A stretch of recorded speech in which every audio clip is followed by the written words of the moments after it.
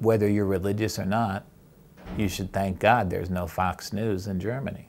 This is Jay Rosen.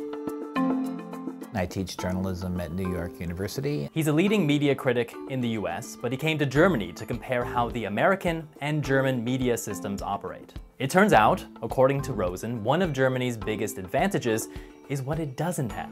President Trump arriving at Fox News. In Brussels, there you see him walking across the stage. In the United States, you can have some crazy made-up story that has absolutely no factual basis and is essentially a conspiracy theory that's cooked up in obscure corners of the extreme right wing. And it can go from there to the White House, literally to the White House, to the words of the president in 24 hours. There is a partisan press in Germany, but Rosen says a key difference between the two countries is the strength of German public broadcasting. Guten Abend Ihnen allen gemeinsam. In fact, Germany spends more than $100 per person per year on public broadcasters. The US, a little more than $2. The fact that we don't have public media that is funded securely the way the BBC is in the UK and the way the public broadcasting is here with the license fee is a major weakness of American democracy. But journalists in both countries are having the same debate, how best to cover populist and provocative politicians. One example here is the far-right Alternative for Germany, or AfD party, whose politicians have repeatedly broken the taboos of German politics.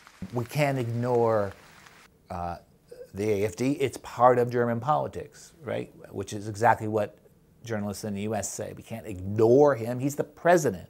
But they're aware that by covering, for example, stunts that the AfD is famous for, wild statements, you know, like that kind of a statement is made to generate news coverage and outrage people. So we have to cover it, but by covering it, aren't we sort of cooperating with this movement?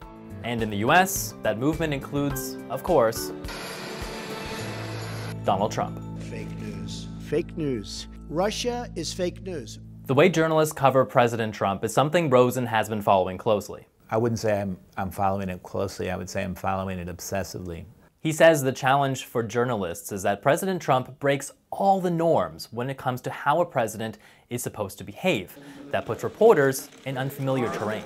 Our press wants to hang on to its practices when they have proven themselves to be broken. It's not like you can call a halt to the news engines and say, we'll be back in 3 months when we fix this. You have to keep operating. So what's the best way to deal with a president who lies, attacks journalists, and throws out the rulebook? There's no easy answer, but Rosen has a radical suggestion. American journalists should suspend normal relations with the Trump government.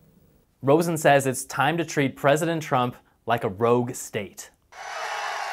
Not covering his rallies live is suspending normal relations. Sending interns to the briefing room instead of your star reporters so that Sarah Huckabee Sanders can't hate on them the way that she does. That would be breaking normal relations. Not participating in background briefings where Trump government people get to talk without their names being used would be a small way of suspending normal relations. Rosen doesn't claim to have all the answers. But Rosen says the important thing is for journalists to start rethinking the habits that we've created for ourselves. Because as Rosen says, this is not a normal presidency, and you can't cover it like one.